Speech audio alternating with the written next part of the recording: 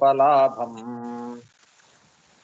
ತರ್ಕಾಭಯೇತಂ ವಿಧಿ ಸರ್ವಪೂರ್ವ ಗೀರ್ವಾಣ ವಿಜ್ಞಾನದಮಾನತೋಸ್ಮಿ ಪ್ರಥಮೋ ಹನುಮಾನ್ ನಾಮ ದ್ವಿತೀಯೋ ಭೀಮಯೇವ ಚ ಪೂರ್ಣ ಪ್ರಜ್ಞ ತೃತೀಯಸ್ತು ಭಗವತ್ಕಾರ್ಯಸಾಧಕಃ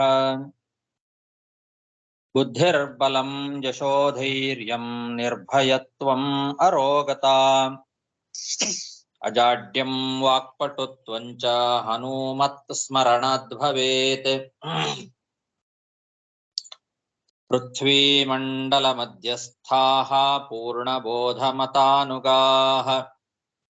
ವೈಷ್ಣವಾ ವಿಷ್ಣುಹೃದಯಾಃ ತನ್ನಮಸ್ಯೆ ಗುರುನ್ ಮಮ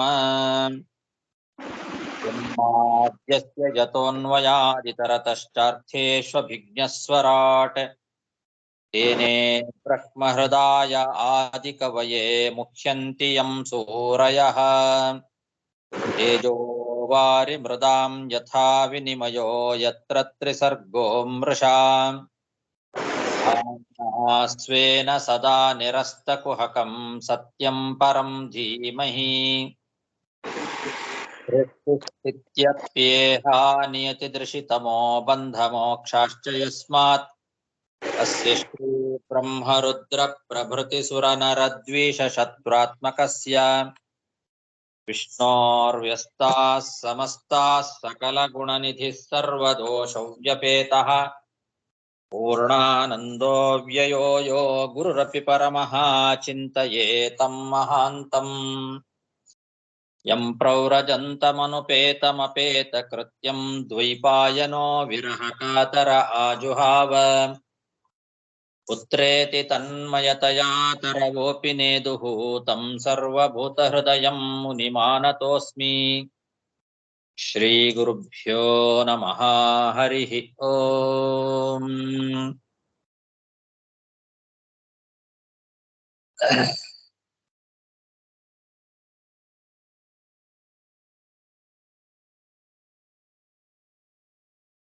ಕೇಳಿಸ್ತಾ ಇದೆಯಾ ಸರಿಯಾಗಿ? ಕೇಳಿಸ್ತಾ ಇದೆ ಆಚಾರ್ಯ.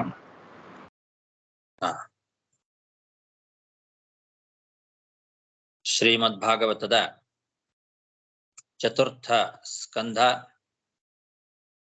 20ನೇ ಅಧ್ಯಾಯದಲ್ಲಿ ಇವತ್ತು 30ನೇ ಶ್ಲೋಕ. ಭಜಂತ್ಯಥತ್ವಾಮತಯೇವ ಸಾಧವೋ ವ್ಯುದಸ್ತಮಾಯಾ ಗುಣವಿಭ್ರಮೋದಯಂ ಭವತ್ಪದಾನುಸ್ಮರಣಾದೃತೆ ಸತಾಂ ನಿಮಿತ್ತಮನ್ಯದ್ಭಗವನ್ನ ವಿದ್ಮಹೇ. ಪೃಥು ಮಹಾರಾಜ ಭಗವಂತನ ಹತ್ತಿರ ಪ್ರಾರ್ಥನೆ ಮಾಡ್ಕೊಳ್ತಾ ಇದ್ದಾನೆ. ಹಿಂದೆ ಹೇಳಿದ ನಾನು ಅಲ್ಪ ಸೇವಕ, ಮಹಾಲಕ್ಷ್ಮೀ ದೇವಿ ಅವಳು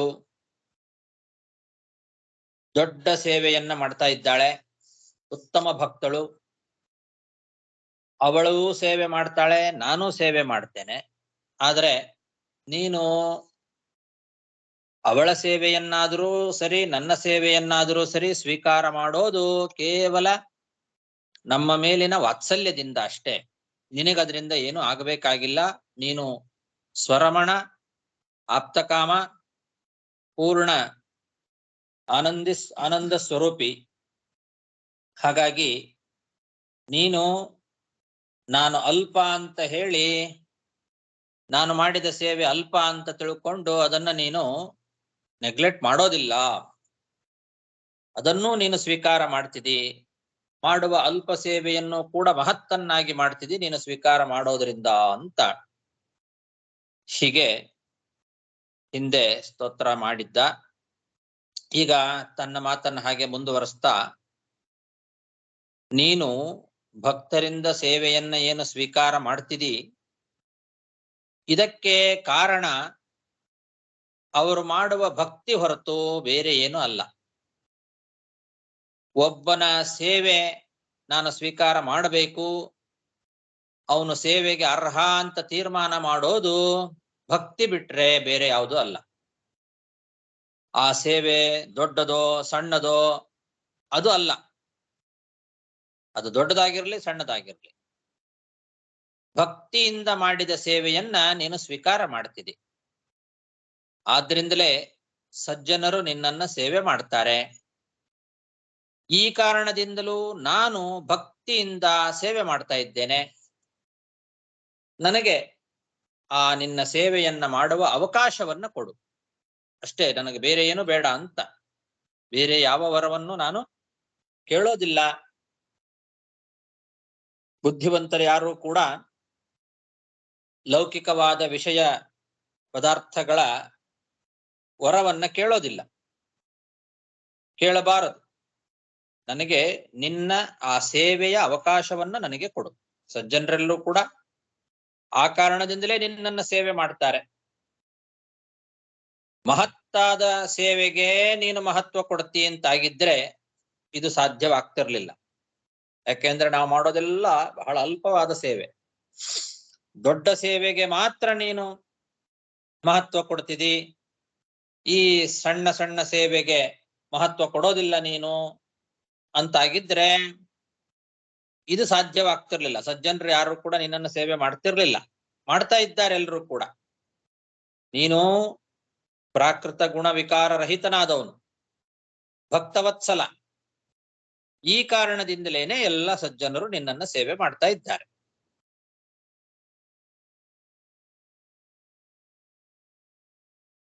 ಅವರೆಲ್ಲರೂ ಕೂಡ ನಿನ್ನನ್ನ ಸೇವೆ ಮಾಡೋದರಿಂದ ಅವರಿಗೆ ನೀನು ಉತ್ತಮವಾದ ಅನುಗ್ರಹವನ್ನ ಮಾಡ್ತಿದಿ. ಅದು ಒಂದೇ ಅವರಿಗೆ ಬೇಕಾಗಿರೋದು. ಯಾಕೆಂದ್ರೆ ಸಜ್ಜನರು ನಿಷ್ಕಾಮ ಭಕ್ತರು, ಅವರಿಗೆ ಬೇರೆ ಫಲಾಪೇಕ್ಷೆ ಇರೋದಿಲ್ಲ. ಅಂತಹ ಸಜ್ಜನರಿಗೆ ನಿನ್ನನ್ನ ಭಜನೆ ಮಾಡುವ, ನಿನ್ನನ್ನು ಅವರು ಭಜನೆ ಮಾಡಲಿಕ್ಕೆ ನಿನ್ನ ಪಾದದ ಸ್ಮರಣೆ ಅದು ಸಿಗ್ತದೆ ಅಂತನ್ನೋದೇ ಕಾರಣ. ಅದು ಬಿಟ್ರೆ ಬೇರೆ ಯಾವ ಕಾರಣವನ್ನು ಕೂಡ, ಯಾವುದೇ ಫಲವನ್ನು ಕೂಡ ನಾನು ತಿಳ್ಕೊಳ್ಳೋದಿಲ್ಲ ಅಂತಾನೆ. ಬೇರೆ ಫಲ ಇದ್ದಂತೆ ಕಾಣೋದಿಲ್ಲ. ನಿನ್ನನ್ನ ಅವರು ಎಲ್ಲ ಸೇವೆ ಮಾಡ್ತಾ ಇದ್ದಾರಲ್ಲ, ಅದಕ್ಕೆ ಕಾರಣ ನಿನ್ನ ಪಾದದ ಸ್ಮರಣೆ ಸಿಗ್ತದೆ ಅಂತನ್ನೋದೇ ಕಾರಣ. ಅದಕ್ಕೋಸ್ಕರನೇ ಅವರು ನಿನ್ನನ್ನ ಸೇವೆ ಮಾಡ್ತಾರೆ ಎಲ್ಲ ಸಜ್ಜನರು. ಇದು ಬಿಟ್ರೆ ಅನ್ಯತ್ ನ ವಿದ್ಮಹೆ ಅಂತ, ಬೇರೆ ಫಲ ಇದೆ ಅಂತ ನಾನು ಭಾವಿಸೋದಿಲ್ಲ ಅಂತ ಹೇಳ್ತಾ ಇದ್ದಾನೆ ಪೃಥು ಮಹಾರಾಜ. ಇಲ್ಲಿ ಭಜಂತ್ಯಥ ತ್ವಾಂ ಅಂತ ಇದೆ. ಭಜಂತಿ ಅಥ ತ್ವಾಂ ಅಂದ್ರೆ ಅನಂತರ ಸಜ್ಜನರು ನಿನ್ನನ್ನ ಭಜನೆ ಮಾಡ್ತಾರೆ ಅಂತ. ಅಥ ಅನ್ನೋ ಶಬ್ದಕ್ಕೆ ಅನಂತರ ಅಂತ ಒಂದು ಅರ್ಥ ಇದೆ. ಹಾಗೆ ಅಂತ ತಿಳ್ಕೊಳ್ಬಾರ್ದು. ಭಜಂತಿ ಅಥ, ಅಥ ಅಂದ್ರೆ ಅನಂತರ, ಅನಂತರ ಸಜ್ಜನರು ನಿನ್ನನ್ನ ಸೇವೆ ಮಾಡ್ತಾರೆ ಅಂತ ಆ ಅರ್ಥದಲ್ಲಿ ಇಲ್ಲಿ ಅಥ ಅನ್ನೋ ಶಬ್ದ ಇಲ್ಲ. ಹೊರತು ಇನ್ನೊಂದು ಅನ್ನೋ ಅರ್ಥದಲ್ಲಿದೆ. ಅಥ ಅಂದ್ರೆ ಇನ್ನೊಂದು, ಮತ್ತೊಂದು ಅನ್ನೋ ಅರ್ಥನೂ ಕೂಡ ಅಥ ಶಬ್ದಕ್ಕೆ ಇದೆ. ಆ ಅರ್ಥದಲ್ಲಿ ಇಲ್ಲಿ ಅಥ ಅಂತಿದೆ. ನನಗೆ ನೀನು ನಿನ್ನ ಸೇವೆಯ ಅವಕಾಶವನ್ನ ನೀಡಬೇಕು ಅಂತನ್ನೋದು ನನ್ನ ಸೇವೆ ಅಲ್ಪವಾಗಿರೋದು ಬಾಧಕ ಅಲ್ಲ. ವಾತ್ಸಲ್ಯದಿಂದಲೇ ನನ್ನ ಸೇವೆಯನ್ನ ನೀನು ಸ್ವೀಕಾರ ಮಾಡ್ತಿದಿ. ಇದಕ್ಕೆ ಸಾಧಕ ಲಕ್ಷ್ಮೀದೇವಿ ಮಾಡುವ ಸೇವೆಯನ್ನೂ ನೀನು ಸ್ವೀಕಾರ ಮಾಡ್ತಾ ಇರೋದು. ನೀನು ಸ್ವರಮಣನಾಗಿದ್ರೂ ಕೂಡ ಲಕ್ಷ್ಮೀ ಮಾಡುವ ಸೇವೆಯನ್ನ ಸ್ವೀಕಾರ ಮಾಡುವುದು ಮಾತ್ರ ಅಲ್ಲ ಅನ್ನೋದು ಇದು ಒಂದು ಸಾಧಕ. ಅತಯೇವ ಅಂತ ಇದೆ. ಅತಯೇವ ಸಾಧವ ಅಂತಿದೆ. ಅತಯೇವ ಅಂತಂದ್ರೆ ನೀನು ಸಜ್ಜನರ ಸೇವೆಯನ್ನ ವಾತ್ಸಲ್ಯದಿಂದ ಸ್ವೀಕಾರ ಮಾಡೋದ್ರಿಂದಲೇನೆ ಸಜ್ಜನರು ನಿನ್ನನ್ನ ಸೇವೆ ಮಾಡ್ತಾ ಇದ್ದಾರೆ. ಅದು ಸೇವೆ ಮಾಡೋದು ಕಂಡು ಬರ್ತಾ ಇದೆ. ಆದ್ರಿಂದಲೂ ಕೂಡ ನೀನು ನನ್ನ ಸೇವೆಯನ್ನ ವಾತ್ಸಲ್ಯದಿಂದ ಸ್ವೀಕಾರ ಮಾಡ್ತೀರಿ ಅಂತ. ಅತಯೇವ ಅಂದ್ರೆ ಹಾಗೆ ಸಜ್ಜನರು ಸೇವೆಯನ್ನ ವಾತ್ಸಲ್ಯದಿಂದ, ಸಜ್ಜನರ ಸೇವೆಯನ್ನ ನೀನು ಆ ವಾತ್ಸಲ್ಯದಿಂದ ಸೇವೆ ಸ್ವೀಕಾರ ಮಾಡ್ತಾ ಇರೋದ್ರಿಂದಲೇ ಸಜ್ಜನರು ನಿನ್ನ ಸೇವೆಯನ್ನು ಮಾಡ್ತಾರೆ, ನೀನು ಸ್ವೀಕಾರ ಮಾಡ್ತಿದ್ದೀ ಅಂತ. ಆದ್ರಿಂದ ನನಗೂ ಕೂಡ ಆ ಸೇವಾ ಅವಕಾಶವನ್ನು ಕೊಡು ಅಂತ ಈ ರೀತಿ ಪ್ರಾರ್ಥನೆ ಮಾಡ್ತಾ ಇದ್ದಾನೆ. ಇಲ್ಲಿ ಬೇರೆ ವ್ಯಾಖ್ಯಾನಕಾರರು ಏನ್ ಮಾಡಿದ್ದಾರೆ ಅಂತ ನೋಡೋಣ. ಶ್ರೀಧರಿಯ ವ್ಯಾಖ್ಯಾನದಲ್ಲಿ ಯತಸ್ತ್ವಂ ದೀನವತ್ಸಲೋಹ ಅತಃ ಏವ ಸಾಧವೋ ನಿಷ್ಕಾಮಾಹ ಅಥ ಜ್ಞಾನಾನಂತರಮಪಿ ತ್ವಾಂ ಭಜಂತಿ ಅಂತ ಇದು ಶ್ರೀಧರಿಯ ವ್ಯಾಖ್ಯಾನ. ಅಂದ್ರೆ ಅತಯೇವ ನೀನು ಆದ್ದರಿಂದ ಅಥ ಅಂದ್ರೆ ಬ್ರಹ್ಮಜ್ಞಾನ ಬಂದ ನಂತರ ಅಂತ. ಅಥ ಅನ್ನೋ ಶಬ್ದಕ್ಕೆ ಅವ್ರ ಅನಂತರ ಅನ್ನೋ ಅರ್ಥ ಇಟ್ಟುಕೊಂಡು ಬ್ರಹ್ಮಜ್ಞಾನ ಬಂದ ಅನಂತರವೂ ಕೂಡ ಸಜ್ಜನರು ನಿನ್ನನ್ನ ಭಜನೆ ಮಾಡ್ತಾರೆ ಅಂತ ಮಾಡಿದ್ದಾರೆ. ಇದು ಅವರ ಸಿದ್ಧಾಂತಕ್ಕೇನೆ ವಿರುದ್ಧ, ಅದ್ವೈತಕ್ಕೆ ಇದು ಸರಿ ಹೊಂದೋದಿಲ್ಲ.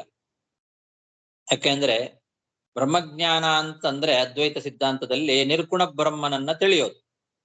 ನಿರ್ಗುಣ ಬ್ರಹ್ಮನನ್ನ ತಿಳಿದ ಮೇಲೂ ಕೂಡ ಜ್ಞಾನಿ ಸಗುಣ ಬ್ರಹ್ಮನನ್ನ ಭಜನೆ ಮಾಡ್ತಾನೆ ಅಂತನ್ನೋದು ಅವರ ಸಿದ್ಧಾಂತಕ್ಕೆ ವಿರುದ್ಧವಾದದ್ದು. ಜ್ಞಾನದಿಂದ ಅಜ್ಞಾನ ನಿವಾರಣೆ ಆದ ಮೇಲೂ ಕೂಡ ಅಜ್ಞಾನದ ಸಂಸ್ಕಾರ ಇರೋದ್ರಿಂದ ಆ ಸಂಸ್ಕಾರದ ಬಲದಿಂದ ಸಗುಣ ಭಜನೆ ಮಾಡ್ತಾನೆ ಹೊರತು ಸಗುಣನ ಸ್ಮರಣೆಯಿಂದ ಅವನೇನಾಗಬೇಕಾಗಿದೆ. ಅದರ ಫಲವಾಗಿ ನಿರ್ಗುಣೋಪಾಸನೆಯ ಮೂಲಕ ನಿರ್ಗುಣ ಬ್ರಹ್ಮಜ್ಞಾನ ಬಂದಾಯ್ತು. ಹಾಗಾಗಿ ಸಗುಣ ಬ್ರಹ್ಮನ ಭಜನೆ ಅದು ನಿರ್ಗುಣೋಪಾಸನೆಗೆ ಮೆಟ್ಟಿಲು ಮಾತ್ರ ಅಂತ ಅವರ ಮತ. ಬ್ರಹ್ಮಜ್ಞಾನ ಬಂದ ನಂತರದಲ್ಲಿ ಅಂದ್ರೆ ಸಗುಣ ಬ್ರಹ್ಮ ನಿರ್ಗುಣ ಬ್ರಹ್ಮ ಆ ಸಗುಣ ಬ್ರಹ್ಮನ ಉಪಾಸನೆಯನ್ನೆಲ್ಲ ಮಾಡಿದ ಮೇಲೆ ನಿರ್ಗುಣ ಬ್ರಹ್ಮಜ್ಞಾನ ಬಂದಾಯ್ತು ಅಂತ ಅರ್ಥ. ಬಂದ ಮೇಲೆ ಮತ್ತೆ ಯಾಕೆ ಸಗುಣ ಬ್ರಹ್ಮೋಪಾಸನೆ ಮಾಡ್ತಾನೆ? ಹಾಗಾಗಿ ಅವರ ಸಿದ್ಧಾಂತಕ್ಕೆ ವಿರುದ್ಧವಾಗಿಯೇ ಅವರು ವ್ಯಾಖ್ಯಾನ ಮಾಡಿದ್ದಾರೆ ಶ್ರೀಧರಿ ವ್ಯಾಖ್ಯಾನದಲ್ಲಿ. ಅಥ ಅನ್ನೋ ಶಬ್ದಕ್ಕೆ ಬ್ರಹ್ಮಜ್ಞಾನ ಬಂದ ನಂತರವೂ ಸಜ್ಜನರು ನಿನ್ನನ್ನು ಭಜನೆ ಮಾಡ್ತಾರೆ ಅಂತೇನು ವ್ಯಾಖ್ಯಾನ ಮಾಡಿ, ಅದು ಅವರ ಸಿದ್ಧಾಂತಕ್ಕೆ ವಿರುದ್ಧ. ಇನ್ನು ವೀರರಾಘವ ವ್ಯಾಖ್ಯಾನದಲ್ಲಿ ಅಥ ಅಂದ್ರೆ ಆತ್ಮ ಯಥಾರ್ಥ ಜ್ಞಾನ ಬಂದ ನಂತರ ಅತಯೇವ ಕೇವಲ ಕರ್ಮ ಅಲ್ಪವಾದ್ದರಿಂದಲೇನೆ ಸಜ್ಜನರು ಭಗವಂತನನ್ನ ಭಜನೆ ಮಾಡ್ತಾರೆ. ಯಾಕೆಂದ್ರೆ ಆತ್ಮ ಆನಂದ ಅನಂತ ಆನಂದ ರೂಪವಾದ ಪರಮಾತ್ಮನ ಸ್ಮರಣೆಗೆ ಹೋಲಿಸಿದರೆ ಅದು ಅತಿ ತುಚ್ಛವಾಗಿದೆ. ಪರಮಾನಂದ ರೂಪ ಸ್ವಾತ್ಮಾನುಭವ ಪೂರ್ವಕವಾಗಿ ಪರಮಾತ್ಮನಲ್ಲಿ ಭಕ್ತಿ ಮಾಡಬೇಕು ಅಂತ ಹೀಗೆ ಹೇಳ್ತಾರೆ. ನಿರತಿಶಯ ಅನಂತ ಆನಂದರೂಪೇ ತ್ವಚ್ಚರಣ ಸ್ಮರಣ ಸಮುದ್ರೇ ವಿಪ್ರುಡಿವ ಕೇವಲ ಸ್ವಾತ್ಮಾನುಭವೋಪಿ ಅತಿ ತುಚ್ಛ ಇತಿ ಭಾವ ಅಂತ ಇದು ವೀರರಾಘವ ವ್ಯಾಖ್ಯಾನ. ಆದರೆ ಪರಮಾನಂದ ರೂಪವಾದ ಸ್ವಾತ್ಮಾನುಭವ ಅನ್ನೋದು ಸಂಸಾರದಲ್ಲಿ ಇಲ್ಲ. ಇನ್ನು ಜೀವನ್ಮುಕ್ತಿ ಅವಸ್ಥೆಯಲ್ಲಿ ಅಂತಿಟ್ಟುಕೊಂಡ್ರೆ ಅಲ್ಲಿಯೂ ಕೂಡ ಧ್ಯಾನಾವಸ್ಥೆಯಲ್ಲಿ ಸ್ವಲ್ಪ ಮಾತ್ರ ವ್ಯಕ್ತ ಆಗಬಹುದು ಸ್ವಾತ್ಮಾನುಭವ. ಪೂರ್ತಿ ವ್ಯಕ್ತ ಆಗೋದು ಮೋಕ್ಷದಲ್ಲಿ ಮಾತ್ರ ಪರಮಾನಂದದ ಅನುಭವ. ಅದರಿಂದ ಸಂಸಾರದಲ್ಲಿ ಸಜ್ಜನರು ಆತ್ಮಾನಂದಾನುಭವ ಪೂರ್ವಕವಾಗಿ ಭಗವಂತನ ಭಜನೆ ಮಾಡ್ತಾರೆ ಅಂತನ್ನೋದು ಇದು ಸಾಧ್ಯ ಇಲ್ಲದೆ ಇರ್ತಕ್ಕಂಥದ್ದು. ಮತ್ತೆ ಪರಮಾತ್ಮ ಅನಂತ ಆನಂದ ಸ್ವರೂಪ ಹೊರತು ಅವನ ಸ್ಮರಣೆ ಅನಂತ ಆನಂದ ರೂಪ ಅಂತನ್ನೋದು ಸರಿಯಲ್ಲ. ಅವನು ಅನಂತ ಆನಂದ ರೂಪ. ಹಾಗಾಗಿ ಈ ಎರಡು ವ್ಯಾಖ್ಯಾನದಲ್ಲಿಯೂ ಕೂಡ ಕೊರತೆಗಳಿದ್ದಾವೆ. ಮಧ್ವಾಚಾರ್ಯರು ಇಲ್ಲಿ ಅಥ ಅಂತನ್ನೋ ಶಬ್ದಕ್ಕೆ ಮತ್ತು ಅತಯೇವ ಅಂತನ್ನೋ ಶಬ್ದಕ್ಕೆ ಎಲ್ಲಿ ಅನ್ವಯ ಮಾಡ್ಕೊಳ್ಬೇಕು, ಏನರ್ಥ ಅನ್ನೋದನ್ನು ತೋರಿಸ್ಕೊಟ್ಟಿದ್ದಾರೆ. ಅಥ ಅನ್ಯಚ್ಚ ಅತಃ ವಾತ್ಸಲ್ಯಾದೇವ ಅಂತ ಈ ಎರಡು ಪದಗಳನ್ನ ಆಚಾರ್ಯ ವ್ಯಾಖ್ಯಾನ ಮಾಡಿದ್ದಾರೆ. ಅಥ ಅಂದ್ರೆ ಇನ್ನೊಂದು ಯುಕ್ತಿಯೂ ಕೂಡ ಇದೆ ಅಂತ ಅರ್ಥ. ಅತಯೇವ ಅಂದ್ರೆ ನಿನಗೆ ಸೇವಕರಲ್ಲಿ ವಾತ್ಸಲ್ಯ ಇರೋದ್ರಿಂದಲೇನೆ ಅಂತ ಅರ್ಥ. ಹಾಗಾಗಿ ಅಥ ಅಂದ್ರೆ ಈ ಯುಕ್ತಿಯೂ ಕೂಡ ಇದೆ. ಸಜ್ಜನರು ನಿನ್ನನ್ನ ಸೇವೆ ಮಾಡ್ತಾ ಇದ್ದಾರಲ್ಲ, ನೀನು ಭಕ್ತವತ್ಸಲನಾಗಿದ್ದರಿಂದಲೇನೆ ನಿನ್ನ ಸೇವೆಯನ್ನ ಮಾಡ್ತಾ ಇದ್ದಾರೆ. ಮಹತ್ತಾದ ಸೇವೆಗೆ ಮಾತ್ರ ನೀನು ಮಹತ್ವ ಕೊಡ್ತಿದಿ ಅಂತಾಗಿದ್ರೆ ಮಾಡ್ತಿರ್ಲಿಲ್ಲ. ನೀನು ಭಕ್ತವತ್ಸಲ ಅನ್ನೋ ಕಾರಣದಿಂದಲೇನೆ ಸಜ್ಜನರಲ್ಲೂ ನಿನ್ನನ್ನ ಸೇವೆ ಮಾಡ್ತಾ ಇದ್ದಾರೆ. ಅತಯೇವ ಭಕ್ತವತ್ಸಲನಾದ್ದರಿಂದಲೇನೆ ಅಂತ ಅರ್ಥ.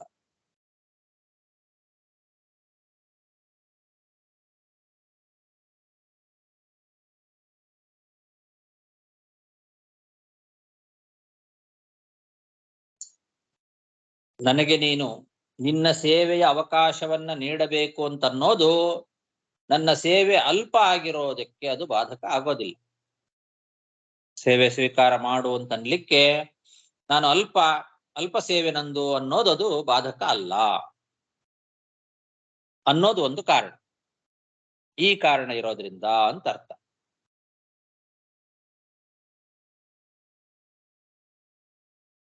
ಭಜಂತ್ಯಥ ತ್ವಾಮತಯೇವ ಸಾಧವೋ ವ್ಯುದಸ್ತಮಾಯಾ ಗುಣವಿಭ್ರಮೋದಯಂ ಭವತ್ಪದಾನುಸ್ಮರಣಾದೃತೆ ಸತಾಂ ನಿಮಿತ್ತಮನ್ಯದ್ ಭಗವನ್ನ ವಿದ್ಮಹೇ ಮನ್ಯೇ ಗಿರಂ ತೇ ಜಗತಾಂ ವಿಮೋಹಿನೀಂ ವರಂ ವೃಣೀಷ್ವೇತಿ ಭಜಂತಮಾರ್ಥಯತ್ ವಾಚಾನುತಂತ್ರ್ಯಾ ಯದಿ ತೇ ಜನೋಸಿತಃ ಕಥಂ ಪುನಃ ಕರ್ಮ ಕರೋತಿ ಮೋಹಿತಃ.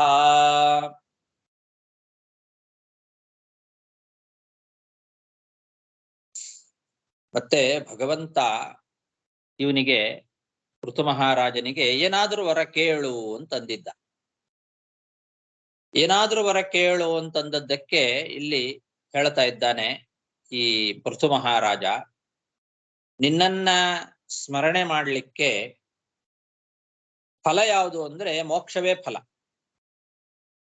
ನಿನ್ನ ಸ್ಮರಣೆಗೆ ಮೋಕ್ಷವೇ ಫಲವಾಗಿ ಇರುವಾಗ ನೀನು ನನ್ನ ಹತ್ರ ಏನಾದ್ರೂ ವರ ಕೇಳು ಅಂತಂತ ಇದ್ದಿ. ಈ ನಿನ್ನ ಮಾತು ಅಜ್ಞಾನಿಗಳನ್ನ ಮರಳು ಮಾಡ್ತದೆ. ಅದು ನನಗ್ ಗೊತ್ತು. ಏನಾದ್ರೂ ವರ ಕೇಳು ಅಂತ ನೀನು ಹೇಳ್ತಾ ಇದ್ದೀಯಲ್ಲ, ಇದು ಅಜ್ಞಾನಿಗಳಿಗೆ ಮೋಹವನ್ನ ಉಂಟು ಮಾಡ್ಲಿಕ್ಕೋಸ್ಕರ ನೀನು ಕೇಳ್ತಾ ಇದ್ದಿ ಅಂತ ನನಗ್ ಗೊತ್ತು. ಯಾಕೆ? ನಿನ್ನನ್ನ ಸ್ಮರಣೆ ಮಾಡೋದು ಮೋಕ್ಷಕ್ಕೋಸ್ಕರ. ನಿನ್ನ ಸ್ಮರಣೆಗೆ ಮೋಕ್ಷವೇ ಫಲ. ಹೀಗಿರುವಾಗ ನೀನು ಏನಾದ್ರೂ ವರ ಕೇಳು ಅಂತ ಇದ್ದೀಯಲ್ಲ, ಇದು ಅಜ್ಞರನ್ನ ಮರಳು ಮಾಡೋದಕ್ಕೋಸ್ಕರ ನೀನು ಆಡಿದ ಮಾತು ಅಂತ ನನಗೆ ಗೊತ್ತಿದೆ. ವೇದದಲ್ಲಿಯೂ ಕೂಡ ನೀನು ಹೀಗೆ ಹೇಳಿದ್ದಿ. ಸ್ವರ್ಗ ಕಾಮೋ ಯಜೇತ ಅಂತಿದೆ ವೇದದಲ್ಲಿ. ಮೇಲ್ನೋಟಕ್ಕೆ ಏನ್ ಕಾಣಿಸತ್ತೆ? ಸ್ವರ್ಗ ಬೇಕು ಅಂತ ಯಾರಿಗೆ ಅಪೇಕ್ಷೆ ಇದೆಯೋ ಅವರು ಸೇವೆ ಮಾಡಬೇಕು, ಯಜೇತ ಯಾಗ ಮಾಡಬೇಕು ಅಂತ ನೀನೇ ಅಲ್ಲಿ ಹೇಳುವಾಗ, ಸ್ವರ್ಗ ಬೇಕು ಅಂತನ್ನೋರು ನಿನ್ನನ್ನ ಸೇವೆ ಮಾಡಬೇಕು ಅಂತ ಹೇಳುತ್ತಿದೆ. ಇಂಥ ಮಾತು ಮೇಲ್ನೋಟಕ್ಕೆ ಅಜ್ಞಾನಿಗಳಿಗೆ ಏನನ್ಸತ್ತೆ? ಸ್ವರ್ಗ ಅಂತಂದ್ರೆ ಈ ಅಶಾಶ್ವತವಾದ ಸ್ವರ್ಗಲೋಕ, ಆ ಸ್ವರ್ಗ ಬೇಕು ಅಂತಂದವರು ನಿನ್ನನ್ನ ಕುರಿತು ಯಾಗ ಮಾಡಬೇಕು ಅಂತ ಹೀಗೆ ಕಾಮ್ಯ ಕರ್ಮವನ್ನ ಹೇಳಿದಂತೆ ಮೇಲ್ನೋಟಕ್ಕೆ ಕಾಣಿಸ್ತದೆ. ಇದೆಲ್ಲ ಅಜ್ಞಾನಿಗಳಿಗೆ ಮೋಹವನ್ನ ಉಂಟು ಮಾಡ್ತಕ್ಕಂತಹ ಮಾತು. ಇದನ್ನ ನೀನು ನಿಜವಾಗ್ಲೂ ಹೇಳಿ ಇಂಥ ಮಾತಿನ ಒಂದು ಪಾಶದಿಂದ ಅಜ್ಞಾನಿಗಳನ್ನ ನೀನು ಬಂಧನ ಮಾಡಲಿಲ್ಲ ಅಂತಾಗಿದ್ರೆ ಅವ್ರ್ಯಾಕೆ ಮತ್ತೆ ಮತ್ತೆ ಈ ರೀತಿ ಮರಳಾಗಿ, ಈ ಮಾತಿಗೆ ಮರಳಾಗಿ ಪುನಃ ಪುನಃ ಕಾಮ್ಯ ಕರ್ಮ ಮಾಡ್ತಾ ಇದ್ರು? ಕಥಂ ಪುನಃ ಕರ್ಮ ಕರೋತಿ ಮೋಹಿತಃ. ಮೋಹಿತರಾಗಿ, ನಿನ್ನ ಮಾತಿಗೆ ಮೋಹಿತರಾಗಿ ಮತ್ತೆ ಮತ್ತೆ ಕಾಮ್ಯ ಕರ್ಮ ಯಾಕೆ ಮಾಡ್ತಿದ್ರು? ನೀನು ಈ ರೀತಿ ಮೋಹಕವಾಗಿ ಅವರನ್ನ ಮಾತಾಡಿದ್ರಿಂದಲೇ. ಹಾಗಾಗಿ ಇದು ಕೂಡ ಮೋಹಕವಾದ ಮಾತು ಅಂತ ನನಗ್ ಗೊತ್ತು ಅಂತಾನೆ. ನಾನು ಏನು ವರ ಕೇಳೋದಿಲ್ಲ. ನೀನು ನಿನ್ನ ಸ್ಮರಣೆಗೆ ಮೋಕ್ಷವೇ ಫಲ ಅಂತ ನನಗೆ ಗೊತ್ತಿದೆ. ಹೀಗಿರುವಾಗ್ಲೂ ನೀನು ಯಾವ್ದಾದ್ರೂ ವರ ಕೇಳು ಅಂತಂದದ್ದು ಅಜ್ಞಾನಿಗಳಿಗೆ ಮೋಹವನ್ನ ಉಂಟು ಮಾಡ್ತಕ್ಕಂತಹ ಮಾತದು. ಹಾಗಾಗಿ ನಾನು ಯಾವುದೇ ರೀತಿಯಾದ ಆ ವರಗಳನ್ನ ಕೇಳೋದಿಲ್ಲ ಅಂತ ಇದ್ದಾನೆ. ನೀನು ಅಜ್ಞಾನಿಗಳಿಗೆ ಮೋಹವನ್ನ ಉಂಟು ಮಾಡ್ಲಿಕ್ಕೋಸ್ಕರನೇ ಈ ರೀತಿ ಮಾತಾಡ್ತಿ ಅಂತ ಅನ್ನೋದು ವೇದದಲ್ಲಿ ಆ ರೀತಿ ಮಾತಿರೋದ್ರಿಂದಲೂ ನನಗೆ ಗೊತ್ತಾಗ್ತದೆ. ಈ ರೀತಿ ಮಾತು ಅಜ್ಞಾನಿಗಳಿಗೆ ಮೋಹ ಉಂಟು ಮಾಡತಕ್ಕಂತಹ ಮಾತು ಅಲ್ಲ ಅಂತಾಗಿದ್ರೆ ಯಾಕೆ ಅವರು ಮತ್ತೆ ಮತ್ತೆ ಕಾಮ್ಯಕರ್ಮವನ್ನ ಮಾಡ್ತಿದ್ರು? ಈ ಮಾತಿಗೆ ಮರಳಾಗೆ ಮಾಡ್ತಾ ಇದ್ದಾರೆ. ಸ್ವರ್ಗ ಕಾಮೋ ಯಜೇತ ಅಂತನ್ನೋ ಮಾತುಗಳೇನಿದ್ದಾವೆ, ಈ ಮಾತಿಗೆ ಮರಳಾಗೆ ಪುನಃ ಪುನಃ ಕಾಮ್ಯಕರ್ಮವನ್ನ ಮಾಡ್ತಾ ಇದ್ದಾರೆ. ಇಲ್ಲದೇ ಇದ್ರೆ ಯಾಕೆ ಮಾಡ್ತಿದ್ರು? ಇದರಿಂದ ಗೊತ್ತಾಗ್ತದೆ ಇದೆಲ್ಲ ಮೋಹಕವಾದ ಮಾತು, ಅಜ್ಞಾನಿಗಳಿಗೆ ಮರಳು ಮಾಡ್ಲಿಕ್ಕೋಸ್ಕರ ಹೇಳತಕ್ಕಂತಹ ಮಾತಿದು ಅಂತ. ಈಗಲೂ ನನಗೆ ಏನಾದ್ರೂ ವರ ಕೇಳು ಅಂತ ನೀ ಅಂದ ಮಾತು ಅದೇ ಅಜ್ಞಾನಿಗಳಿಗೆ ಮೋಹವನ್ನ ಉಂಟು ಮಾಡ್ತಕ್ಕಂತಹ ಮಾತು. ಆದ್ರಿಂದ ನಾನು ಅದಕ್ಕೆ ಮೋಹಿತನಾಗೋದಿಲ್ಲ. ನಾನು ನೀನು ಹೇಳಿದ ಮಾತಿಗೆ ಮೋಹಿತನಾಗಿ ನಾನು ಅಶಾಶ್ವತವಾದ ಲೌಕಿಕವಾದ ಯಾವ ವರಗಳನ್ನು ನಾನು ಕೇಳೋದಿಲ್ಲ ಅನ್ನೋದು ತಾತ್ಪರ್ಯ. ಮನ್ಯೇ ಗಿರಂತೆ ಜಗತಾಂ ವಿಮೋಹಿನೀಂ ವರಂ ವೃಣೀಶ್ವೇತಿ ಭಜಂತಮಾರ್ಥಯತೆ ವಾಚಾನುತಂತ್ರ್ಯಾ ಯದಿ ತೇ ಜನೋಸಿತಃ ಕಥಂ ಪುನಃ ಕರ್ಮ ಕರೋತಿ ಮೋಹಿತಃ ತ್ವನ್ಮಾಯಯಾದ್ಧಾ ಜನಯೇಷ ಖಂಡಿತೋ ಯದನ್ಯದಾಶಾಸ್ತರುತಾತ್ಮನೋ ಬುಧಃ ಯಥಾಚರೇದ್ ಬಾಲಹಿತಂ ಪಿತಾ ಸ್ವಯಂ ತಥಾ ತ್ವಮೇವಾರ್ಹಸಿ ನಃ ಸಮೀಹಿತಂ. ಪೃಥು ಮಹಾರಾಜ ಮಾತನ್ನ ಮುಂದುವರಿಸ್ತಾ ಹೇಳ್ತಾನೆ, ಎಲೆ ಜಗದೀಶ,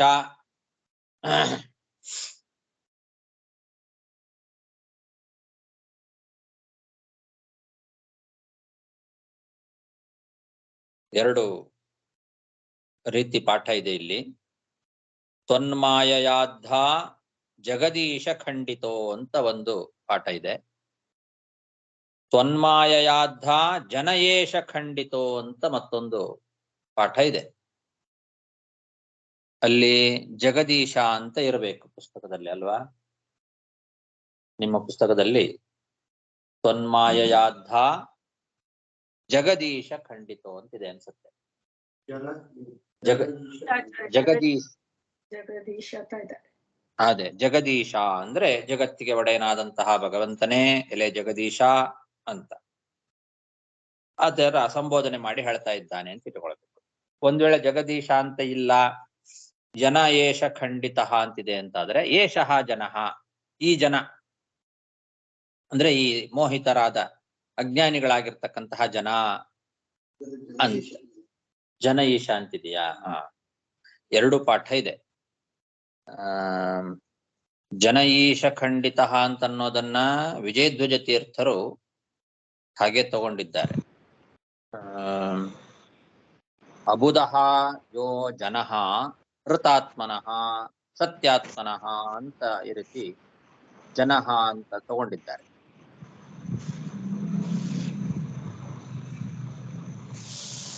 ಉಳಿದವರು ಜಗದೀಶ ಅಂತ ಪಾಠ ತಗೊಂಡಿದ್ದಾರೆ.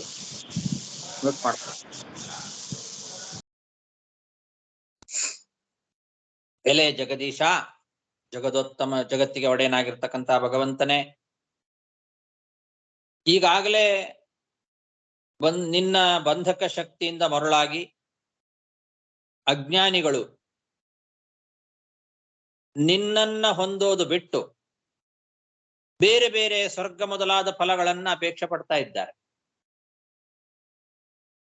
ನೀನು ವಿಕಾರಿ ಅಲ್ಲ, ವಿಕಾರರಹಿತನಾಗಿರ್ತಕ್ಕಂಥವನು. ಅಂತಹ ನಿನ್ನನ್ನ ಪಡೆಯೋದು ಬಿಟ್ಟು ಈಗಾಗಲೇ ಸ್ವರ್ಗ ಮೊದಲಾದ ಅಶಾಶ್ವತವಾದ ಫಲಗಳನ್ನ ಅಪೇಕ್ಷೆ ಪಟ್ಟು ನಿನ್ನನ್ನ ಭಜನೆ ಮಾಡ್ತಾರೆ. ನಿನ್ನನ್ನ ಪಡಿಬೇಕು ಅನ್ನೋದನ್ನ ಬಿಟ್ಟು ಸ್ವರ್ಗಾದಿ ಫಲಗಳನ್ನ ಅಪೇಕ್ಷೆ ಪಡ್ತಾ ಇದ್ದಾರೆ. ಅವರ ಮುಂದೆ ಆ ಸ್ವರ್ಗಾದಿ ಫಲದ ಆಮಿಷವನ್ನ ತೋರುವ ಈ ನಿನ್ನ ಮಾತು ನಿನ್ನಂತಹ ಕೃಪಾಳುಗಳಿಗೆ ಶೋಭೆ ತರೋದಿಲ್ಲ ಅಂತಾನೆ.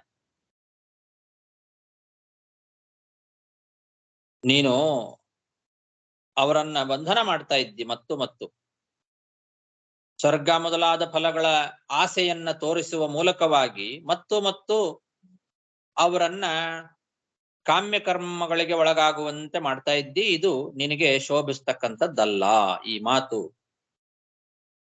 ನೀನು ಕೃಪಾಳುವಾಗಿದ್ದಿ, ಕರುಣಾಮಯಿಯಾಗಿದ್ದಿ, ಆದ್ರಿಂದ ನಿನಗೆ ಶೋಭೆ ತರುವಂತದ್ದಲ್ಲ ಇದು. ತಂದೆಯಾದಂತಹ ನೀನು ಮಕ್ಕಳಾದಂತಹ ನಮ್ಮ ಹಿತವನ್ನ ನಾವು ಕೇಳದೇ ಇದ್ರೂ ಕೊಟ್ಟು ಕಾಪಾಡಬೇಕು.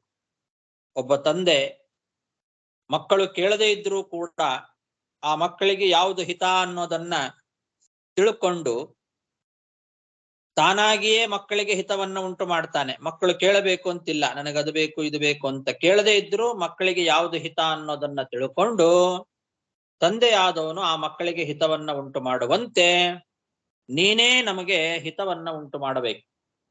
ನಮಗೆ ಯಾವುದು ಒಳ್ಳೆಯದು ಯಾವುದು ಕೆಟ್ಟದ್ದು ಅಂತ ಅನ್ನೋದು ಕೂಡ ನಮಗೆ ಗೊತ್ತಿಲ್ಲ. ಹೀಗಿರುವಾಗ ನೀನು ಈ ರೀತಿ ಕಾಮ್ಯ ಕರ್ಮಗಳ ಅಪೇಕ್ಷೆ ಬರುವಂತೆ ಮಾತಾಡೋದು ಸರಿಯಲ್ಲ. ಸ್ವರ್ಗಾದಿ ಫಲದ ಆಮಿಷವನ್ನ ತೋರಿಸುವ ಈ ರೀತಿ ಮೋಹಕವಾದ ಮಾತುಗಳನ್ನಾಡೋದು ನಿನ್ನಂತಹ ಕರುಣಾಮಯಿಯಾದ ಭಗವಂತನಿಗೆ ಶೋಭೆ ತರ್ತಕ್ಕಂಥದ್ದಲ್ಲ. ಹಾಗಾಗಿ ನನಗೆ ಮತ್ತೆ ಆ ರೀತಿ ಆಮಿಷವನ್ನ ತೋರಿಸ್ಬೇಡ. ಏನಾದ್ರೂ ವರ ಕೇಳು ಅನ್ನೋ ಆಮಿಷವನ್ನ ತೋರಿಸಿ ನನ್ನನ್ನ ಮತ್ತೆ ಮೋಹಗೊಳಿಸುವಂತೆ ಮಾಡಬೇಡ. ನನಗ್ ಗೊತ್ತು ನಿನ್ನ ಸ್ಮರಣೆಗೆ ಮೋಕ್ಷವೇ ಫಲ, ಅದು ಬಿಟ್ಟು ಈ ಕಾಮ್ಯ ಕರ್ಮಗಳು ಫಲ ಅಲ್ಲ, ಅದನ್ನ ನಾನು ಕೇಳೋದಿಲ್ಲ ಅಂತ ಅಲ್ಲಿಗೆ ಅನ್ವಯ. ಹಿಂದೆನೆ ಬಂದಿದೆ ಅದು, ಕೇಳೋದಿಲ್ಲ ಅಂತ ಅನ್ನೋ ಮಾತು ಅಲ್ಲಿಗೆ ಅನ್ವಯ ಮಾಡ್ಕೊಳ್ಬೇಕು. ನ ಕಾಮಯೇ ನಾಥ ತದಪ್ಯಹಂ ಅಂತ 25ನೇ ಶ್ಲೋಕದಲ್ಲಿದೆ. ಅಲ್ಲಿಗೆ ಇದನ್ನೆಲ್ಲ ಈ ಎಲ್ಲ ಶ್ಲೋಕಗಳನ್ನ ಕೊನೆಗೆ ಅಲ್ಲಿಗೆ ಅನ್ವಯ ಮಾಡ್ಕೊಳ್ಬೇಕು. ಆದ್ರಿಂದ ನ ಕಾಮಯೇ, ನಾನು ಏನೂ ವರ ಬಯಸೋದಿಲ್ಲ, ನಿನ್ನ ಕಥಾಮೃತ ಶ್ರವಣ ಅದು ಮಾತ್ರ ಸಾಕು, ಅದನ್ನೇ ನಾನು ಕೇಳ್ಕೊಳ್ತೇನೆ ಹೊರತು ಬೇರೆ ಯಾವ ಫಲವನ್ನು ಕೂಡ ನಾನು ಕೇಳೋದಿಲ್ಲ ಅನ್ಲಿಕ್ಕೆ ಇಷ್ಟೆಲ್ಲ. ಯಾಕೆ ಬೇರೆ ಫಲಗಳನ್ನ ಕೇಳೋದಿಲ್ಲ ಅಂದ್ರೆ ಅವೆಲ್ಲ ಕೇಳಬಾರದಂಥದ್ದು. ಹಾಗಾದ್ರೆ ಸ್ವರ್ಗ ಕಾಮೋ ಯಜೇತ ಅಂತೆಲ್ಲ ಇದೆಲ್ಲ ವೇದದಲ್ಲೇ ಇದೆಲ್ಲ ಅಂದ್ರೆ ಅದೆಲ್ಲ ಮೋಹಕವಾದದ್ದು, ಅಜ್ಞಾನಿಗಳಿಗೆ ಮೋಹವನ್ನ ಉಂಟು ಮಾಡ್ತಕ್ಕಂತಹ ಮಾತದೆಲ್ಲ. ನೀನು ಕೂಡ ಈಗ ಏನಾದ್ರೂ ವರ ಕೇಳು ಅಂತ ಅಂದದ್ದು ಕೂಡ ಅಜ್ಞಾನಿಗಳಿಗೆ ಮೋಹವನ್ನ ಉಂಟು ಮಾಡ್ತಕ್ಕಂತಹ ಮಾತೇ ಅದು, ಅದು ನನಗೆ ಗೊತ್ತು. ಹಾಗಾಗಿ ನೀನು ಕೇಳು ಅಂದ್ರೂ ಕೂಡ ನಾನು ಏನು ವರ ಕೇಳೋದಿಲ್ಲ. ನಿನ್ನ ಪಾದದ ಸ್ಮರಣೆ ಅದು ಮಾತ್ರ ಸಾಕು. ಯಾಕೆಂದ್ರೆ ಸಜ್ಜನರು ನಿಷ್ಕಾಮ ಭಕ್ತರು ನಿನ್ನ ಪಾದ ಸ್ಮರಣೆ ಸಿಗತ್ತೆ ಅನ್ನೋ ಕಾರಣದಿಂದಲೇ ನಿನ್ನನ್ನ ಭಜನೆ ಮಾಡ್ತಾರೆ. ಅದು ಹಿಂದಿನ ಶ್ಲೋಕದಲ್ಲಿ ಬಂದದ್ದು. ಆ ಕಾರಣದಿಂದಲೇ ನಿನ್ನನ್ನ ಭಜನೆ ಮಾಡ್ತಾರೆ ಹೊರತು ಬೇರೆ ಫಲ ಇದೆ ಅಂತ ನಾನು ತಿಳ್ಕೊಳ್ಳೋದಿಲ್ಲ. ಅನ್ಯತ್ ನಿಮಿತ್ತಂ ಭಗವನ್ನ ವಿದ್ಮಹೆ, ಯಾಕೆ ಅವರು ನಿಷ್ಕಾಮ ಕರ್ಮಿಗಳು ಅಂದಮೇಲೆ ಬೇರೆ ಯಾವುದೇ ಒಂದು ಫಲದ ಅಪೇಕ್ಷೆಯಿಂದ ಅವರು ನಿನ್ನನ್ನು ಸೇವೆ ಮಾಡೋದಿಲ್ಲ. ಅವರು ನಿನ್ನನ್ನು ಸೇವೆ ಮಾಡ್ತಾ ಇದ್ದಾರೆ ಅಂತಂದ್ರೆ ಅದು ಕೇವಲ ನಿನ್ನ ಪಾದಸ್ಮರಣೆ ಸಿಗತ್ತೆ ಅನ್ನೋದಕ್ಕೋಸ್ಕರನೇ ಮಾಡ್ತಾರೆ. ನನಗೂ ಅಷ್ಟೇ ಕೊಡು ಸಾಕು. ಕೇವಲ ನಿನ್ನ ಪಾದದ ಸ್ಮರಣೆಯನ್ನ ಸಿಗುವ ಆ ಒಂದು ನಿನ್ನ ಕಥಾಮೃತ ಶ್ರವಣ ಇದು ನನಗೆ ಸದಾ ಇರಬೇಕು. ಯಾವಾಗಲೂ ನಿನ್ನ ಆ ಪಾದದ ಸ್ಮರಣೆಯನ್ನು ಮಾಡ್ತಾ ಇರಬೇಕು. ಆ ರೀತಿಯಾದ ಭಾಗ್ಯವನ್ನ ನನಗೆ ಕೊಡು. ಅದು ಬಿಟ್ಟು ನನಗೆ ಬೇರೆ ಯಾವ ವರಗಳನ್ನು ಕೂಡ ನಾನು ಅಪೇಕ್ಷೆ ಪಡೋದಿಲ್ಲ ಅಂತ 25ನೇ ಶ್ಲೋಕದಿಂದ ಅನ್ವಯ ಮಾಡಿಕೊಂಡು ಇದಕ್ಕೆಲ್ಲ ಒಟ್ಟಿಗೆ ಅರ್ಥವನ್ನ ಹೇಳಬೇಕು. ತ್ವನ್ಮಾಯಯಾದ್ಧಾ ಜನಯೇಶ ಖಂಡಿತೋ ಯದನ್ಯದಾಶಾಸ್ತರತಾತ್ಮನೋ ಬುಧಃ ಯಥಾಚರೇದ್ ಬಾಲಹಿತಂ ಪಿತಾ ಸ್ವಯಂ ತಥಾ ತ್ವಮೇವಾರ್ಹಸಿ ನಃ ಸಮೀಹಿತಂ.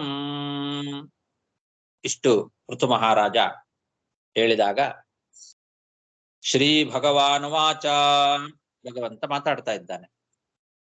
ಸಾಧುತೇ ವಸಿತಂ ರಾಜನ್ ಆಶಾಸ್ತೆ ನಯದಾಶಿಷಃ ಸ್ವರ್ಗಾಪವರ್ಗ ನರಕಾನ್ ಸಮಂ ಪಶ್ಯತಿ ಮತ್ಪರಃ. ಋತು ಮಹಾರಾಜನ ಮಾತುಗಳನ್ನ ಕೇಳಿ ಸಂತುಷ್ಟನಾದಂತಹ ಭಗವಂತ ಹೇಳ್ತಾ ಇದ್ದಾನೆ, ರಾಜ ಸಾಧು, ಒಳ್ಳೆ ಮಾತು ಹೇಳಿದೆ. ನಿನ್ನ ಈ ನಿರ್ಧಾರ ಬಹಳ ಚೆನ್ನಾಗಿದೆ ಅಂತ ಹೊಗಳ್ತಾ ಇದ್ದಾನೆ ಭಗವಂತ. ಚೆನ್ನಾಗಿ ಹೇಳಿದೆ ನೀನು. ಸಾಧು ತೇ ಅವಸಿತಂ. ಅವಸಿತಂ ಅಂದ್ರೆ ನಿನ್ನ ಅಭಿಪ್ರಾಯ, ನಿನ್ನ ನಿರ್ಧಾರ ಬಹಳ ಚೆನ್ನಾಗಿದೆ. ಲೌಕಿಕ ಸುಖಗಳನ್ನ ಬಯಸೋದಿಲ್ಲ ಅಂತೇನು ಅಂತ ಇದ್ದೀಯಲ್ಲ, ಇದು ಬಹಳ ಸಾಧುವಾಗಿರ್ತಕ್ಕಂತಹ ನಿರ್ಧಾರ. ನಾನು ಕೇಳಿದ್ರೂ ಕೂಡ ನೀನು ಯಾವುದೇ ರೀತಿಯಾದ ಲೌಕಿಕ ಸುಖಗಳನ್ನ ಬಯಸ್ಲಿಲ್ಲ. ಈ ನಿರ್ಧಾರ ಬಹಳ ಸೂಕ್ತವಾಗಿದೆ, ಸಾಧುವಾಗಿದೆ. ಯಾಕೆ ಅಂದ್ರೆ ನನ್ನನ್ನ ಬಯಸ್ತಕ್ಕಂತಹ ಭಕ್ತ, ನಿಜವಾದ ಭಕ್ತನಾದವನು ತಾನು ಮಾಡಿದ ಭಕ್ತಿಯ ಫಲವಾಗಿ ನಾನು ಮೋಕ್ಷವನ್ನ ಕೊಟ್ಟರೂ ಬೇಡ ಅಂತಾನೆ. ಮೋಕ್ಷವನ್ನ ಕೊಟ್ಟರೂ ಬೇಡ ಅಂತಾರೆ ಅಂದ ಮೇಲೆ ಅಂತಹ ಭಕ್ತರು ಮೋಕ್ಷವಾಗಲಿ, ಸ್ವರ್ಗವಾಗಲಿ, ನರಕವಾಗಲಿ ಎಲ್ಲವನ್ನೂ ಅವರು ಸಮಾನವಾಗಿ ಕಾಣ್ತಾರೆ. ಸಮಂ ಪಶ್ಯತಿ, ಸ್ವರ್ಗ ಅಪವರ್ಗ ನರಕಾನ್ ಸಮಂ ಪಶ್ಯತಿ. ಯಾರು? ಮತ್ಪರಃ. ಮತ್ಪರನಾಗಿರ್ತಕ್ಕಂಥವನು ಅಂದ್ರೆ ನನ್ನ ಭಕ್ತನಾದವನು, ನಿಜವಾದ ನನ್ನ ಭಕ್ತ ಯಾರಿದ್ದಾನೆ ಅವನಿಗೆ ಮೋಕ್ಷ ಆದ್ರೂ ಸರಿ, ಸ್ವರ್ಗ ಆದ್ರೂ ಸರಿ, ನರಕ ಆದ್ರೂ ಸರಿ, ಎಲ್ಲವನ್ನು ಸಮಾನವಾಗಿ ಕಾಣ್ತಾನೆ ಅಂತ. ಯಾಕೆ ಅಂದ್ರೆ ಅವನಿಗೆ ಯಾವುದರ ಮೇಲೂ ಅಪೇಕ್ಷೆ ಇಲ್ಲ. ಮೋಕ್ಷ ಕೊಟ್ಟರು ಕೂಡ ಬೇಡ ಅಂತಾರೆ. ಅವರಿಗೆ ಬೇಕಾಗಿರೋದು ಕೇವಲ ನನ್ನ ಪಾದ ಸ್ಮರಣೆ. ಅದು ನಿಜವಾದ ಭಕ್ತನ ಲಕ್ಷಣ. ಆ ಭಕ್ತಿಯ ಫಲವಾಗಿ ಅವರು ಏನ್ ಕೊಟ್ಟರು ಬೇಡ ಅಂತಾರೆ. ಎಲ್ಲವನ್ನೂ ಸಮಾನವಾಗಿ ಕಾಣ್ತಕ್ಕಂಥವರೇ ನಿಜವಾದ ಭಕ್ತರು ಅಂತ ಹೇಳ್ತಾ ಇದ್ದಾನೆ. ಹಾಗಾಗಿ ನಿನ್ನ ನಿರ್ಧಾರ ಅದು ಸರಿಯಾಗಿದೆ. ಸಾಧುತೇ ವಸಿತಂ ರಾಜನ್ ಆಶಾಸ್ತೇನ ಯದಾಶಿಷಃ ಸ್ವರ್ಗಾಪವರ್ಗ ನರಕಾನ್ ಸಮಂ ಪಶ್ಯತಿ ಮತ್ಪರಃ.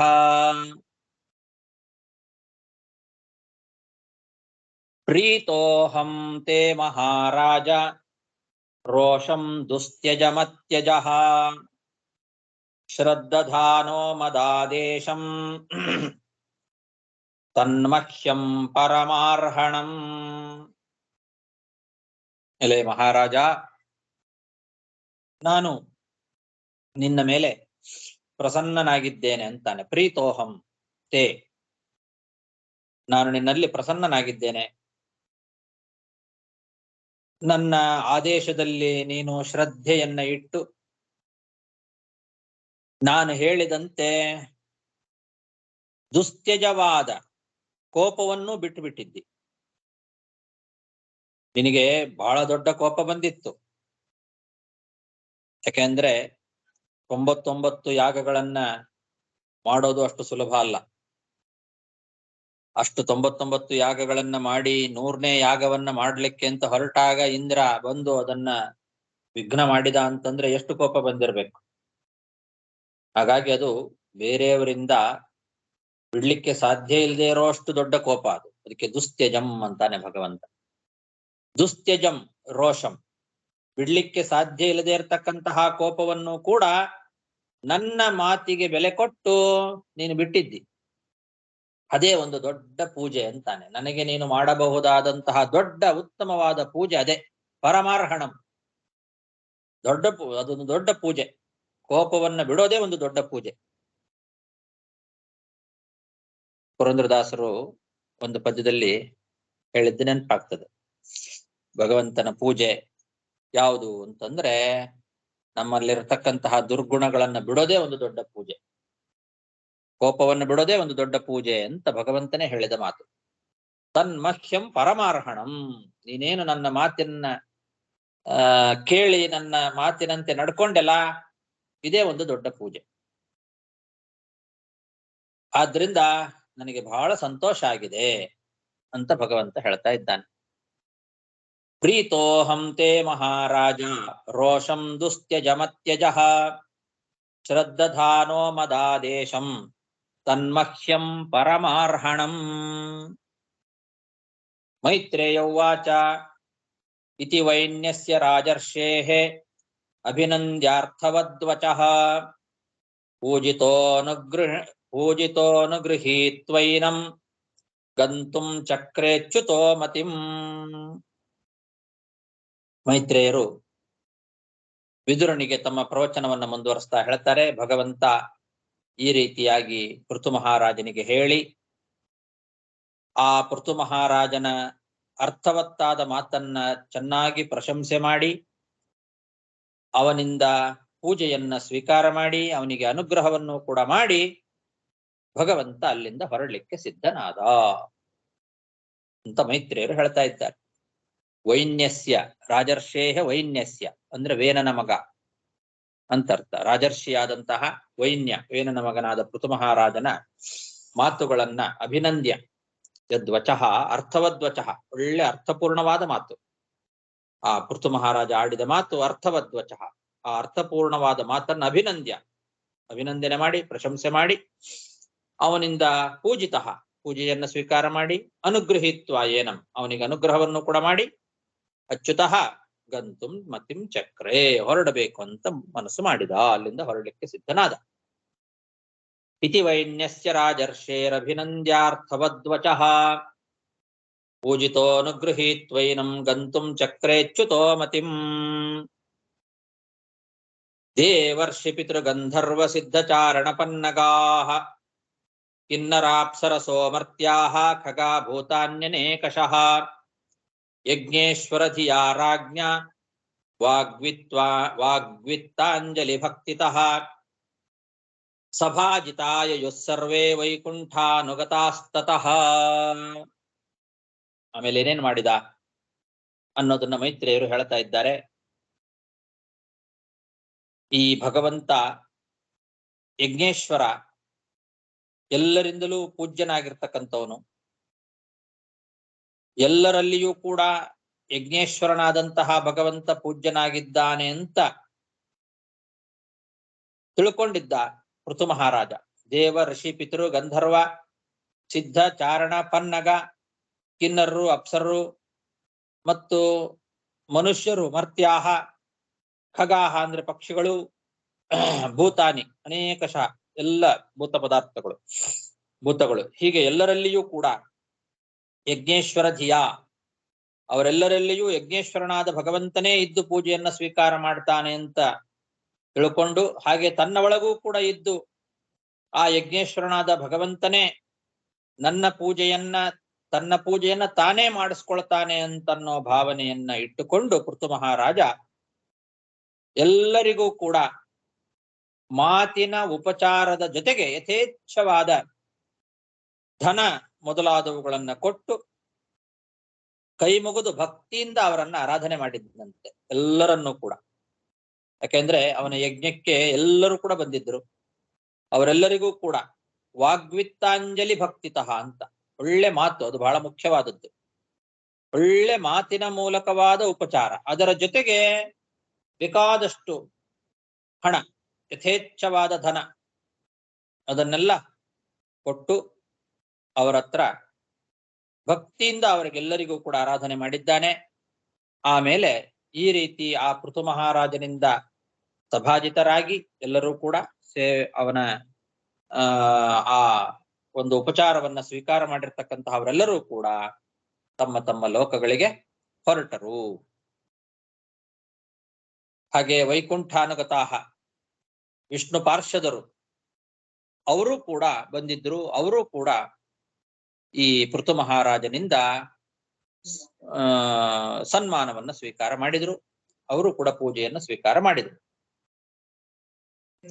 ದೇವರ್ಷಿ ಪಿತೃಗಂಧರ್ವ ಸಿದ್ಧಚಾರಣ ಪನ್ನಗಾಹ ಕಿನ್ನರಾಪ್ಸರಸೋ ಮರ್ತ್ಯಾಹ ಖಗಾ ಭೂತಾನ್ಯನೇಕಶಃ ಯಜ್ಞೇಶ್ವರ ಧಿಯಾ ರಾಜ್ಞಾ ವಾಗ್ವಿತ್ತಾಂಜಲಿ ಭಕ್ತಿತಃ ಸಭಾಜಿತಾಯ ಯುಃ ಸರ್ವೇ ವೈಕುಂಠಾನುಗತಾಸ್ತತಃ.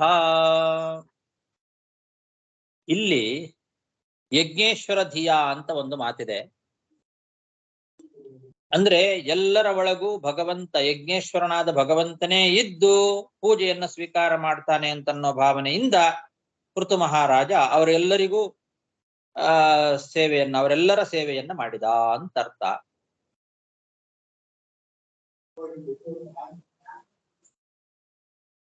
ಗಿರಿಧರಿಯ ವ್ಯಾಖ್ಯಾನದಲ್ಲಿ ಅವರು ಏನ್ ಹೇಳ್ತಾರೆ, ಈ ದೇವ ಋಷಿ ಮಾನವ ಪಶು ಪಕ್ಷಿ ಮುಂತಾದವರೆಲ್ಲರೂ ಭಗವಂತನ ವಿಭೂತಿ ರೂಪಗಳಾದ್ದರಿಂದ ಎಲ್ಲರನ್ನೂ ಭಗವಂತ ಅಂತ ತಿಳಿದು ಪೃಥು ಮಹಾರಾಜ ಆರಾಧನೆ ಮಾಡಿದ ಅಂತ ಹೇಳ್ತಾರೆ. ಭಗವಂತನ ವಿಭೂತಿ ರೂಪಗಳು ಇವರೆಲ್ಲ, ಆದ್ರಿಂದ ಎಲ್ಲರೂ ಭಗವಂತನ ವಿಭೂತಿ ರೂಪ ಅಂತ, ಎಲ್ಲವೂ ಭಗವಂತನ ಎಲ್ಲರಲ್ಲೂ ಭಗವಂತ ಅಂತಾನೆ ತಿಳಿದು ಮಾಡಿದ ಅಂತ ವ್ಯಾಖ್ಯಾನ ಮಾಡಿದ್ದಾರೆ. ಆದ್ರೆ ಭೂಲೋಕದಲ್ಲಿರ್ತಕ್ಕಂತಹ ಎಲ್ಲಾ ಚೇತನ ಅಚೇತನಗಳು ಭಗವಂತನ ವಿಭೂತಿ ಅಲ್ಲ. ಭಗವಂತನ ವಿಭೂತಿ ಕೆಲವು ಮಾತ್ರ ಇದೆ. ಅದನ್ನ ಭಗವದ್ಗೀತೆಯಲ್ಲಿ ಕೃಷ್ಣ ಅವನೇ ಹೇಳ್ತಾನೆ. ಆದಿತ್ಯರಲ್ಲಿ ವಿಷ್ಣು, ಸಿದ್ಧರಲ್ಲಿ ಕಪಿಲ ಅಂತ ಹೀಗೆ ತನ್ನ ವಿಭೂತಿ ರೂಪಗಳನ್ನ ತಾನು ಅಲ್ಲಿ ತೋರಿಸಿಕೊಟ್ಟಿದ್ದಾನೆ. ಪ್ರತ್ಯಕ್ಷ ವಿಭೂತಿಗಳು ಅವರನ್ನ ಅವರು ವಿಭೂತಿ ರೂಪ ಅಂತ ಹೇಳಿ ತಿಳ್ಕೊಂಡು ಆರಾಧನೆ ಮಾಡಬೇಕೇ ಹೊರತು ಎಲ್ಲಾ ಭಗವಂತನ ವಿಭೂತಿ ರೂಪಗಳು ಅಂತ ತಿಳಿದು ಎಲ್ಲರಲ್ಲೂ ಭಗವಂತ ಅಂತಾನೆ ತಿಳಿದು ಉಪಾಸನೆ ಮಾಡಿದ ಅಂತ ಗಿರಿಧರಿಯ ವ್ಯಾಖ್ಯಾನ ಇದೆ. ಅದು ಸರಿಯಲ್ಲ. ಎಲ್ಲರಲ್ಲಿಯೂ ಭಗವಂತನ ಸನ್ನಿಧಾನ ಇದೆ ಅಂತ ತಿಳಿಯಬೇಕು ಹೊರತು ಭಗವಂತನೇ ಅಂತ ಆರಾಧನೆ ಮಾಡಬಾರದು. ಎಲ್ಲರೂ ಭಗವಂತನೇ ಅಂತ ತಿಳ್ಕೊಂಡು ಆರಾಧನೆ ಮಾಡಿದ್ರೆ ಅದು ಮಿಥ್ಯೋಪಾಸನೆ ಆಗ್ತದೆ. ಅವರೆಲ್ಲರಲ್ಲೂ ಭಗವಂತನ ಸನ್ನಿಧಾನ ಇದೆ, ಅವರೊಳಗೆ ಕೂತು ಭಗವಂತನೇ ಸ್ವೀಕಾರ ಮಾಡ್ತಾನೆ ಪೂಜೆಯನ್ನ ಅಂತ ತಿಳಿದು ಮಾಡಬೇಕೇ ಹೊರತು ಅವರೇ ಭಗವಂತ ಅಂತ ತಿಳಿದು ಮಾಡಬಾರ್ದು. ಅದೇ ಭಗವಂತನ ರೂಪ ಅಂತ ತಿಳಿದು ಮಾಡಬಾರ್ದು. ಆದ್ರೆ ಗಿರಿಧರಿಯ ವ್ಯಾಖ್ಯಾನದಲ್ಲಿ ಅವರೇ ಭಗವಂತನ ವಿಭೂತಿ ರೂಪ ಅಂತ ತಿಳಿದು ಅವರೇ ಎಲ್ಲ ಭಗವಂತ ಅಂತಾನೆ ತಿಳಿದು ಉಪಾಸನೆ ಮಾಡಿದ ಅಂತ ಆ ರೀತಿ ಹೇಳಿದ್ದಾರೆ. ಅದು ಸರಿಯಲ್ಲ. ಅದಕ್ಕೆ ಮಧ್ವಾಚಾರ್ಯರು ಪದ್ಮ ಪುರಾಣದ ಒಂದು ವಾಕ್ಯವನ್ನ ಇಲ್ಲಿ ಉದಾಹರಿಸಿ ಇದನ್ನ ಸ್ಪಷ್ಟಪಡಿಸ್ತಾ ಇದ್ದಾರೆ. ಭೂತೇಶು ಹರಿರಿತ್ಯೇವ ಹರ್ಯರ್ಪಣಧಿಯಾ ತಥಾ ಸರ್ವಭೂತೇಷು ಚ ಹರೇಃ ಪೂಜಾ ಕಾರ್ಯಾತ್ಮವೇದಿಭಿಃ ಇತಿ ಪಾದ್ಮೆ ಅಂತ. ಭೂತೇಷು ಹರಿಃ ಇತ್ಯೇವ ಹರ್ಯರ್ಪಣಧಿಯಾ ತಥಾ, ಎಲ್ಲ ಚೇತನರಲ್ಲಿ ಭಗವಂತ ಇದ್ದಾನೆ ಅಂತ ಚಿಂತನೆ ಮಾಡಬೇಕೇ ಹೊರತು ಭಗವಂತನೇ ಅಂತಲ್ಲ.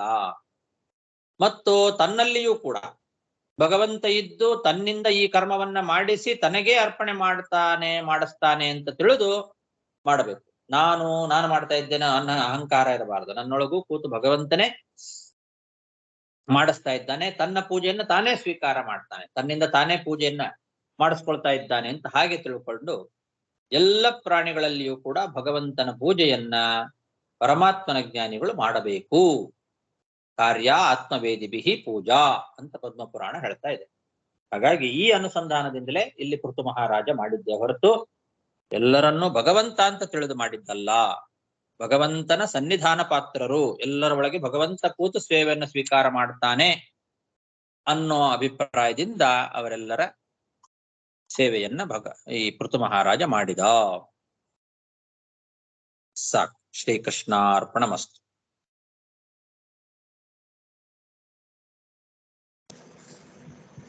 ನಮಸ್ಕಾರ ಗುರುಗಳೇ. ನಮಸ್ಕಾರ, ಧನ್ಯವಾದಗಳು. ನಮಸ್ಕಾರ ಗುರುಗಳೇ. ಹರೇ ಶ್ರೀನಿವಾಸ. ನಮಸ್ಕಾರ. ನಮಸ್ಕಾರ ಗುರುಗಳೇ. ಹರೇ ನಮಃ. ಧನ್ಯವಾದಗಳು ಆಚಾರ್ಯರೇ. ಧನ್ಯವಾದಗಳು ಆಚಾರ್ಯರೇ. ಹರೇ ನಮಃ.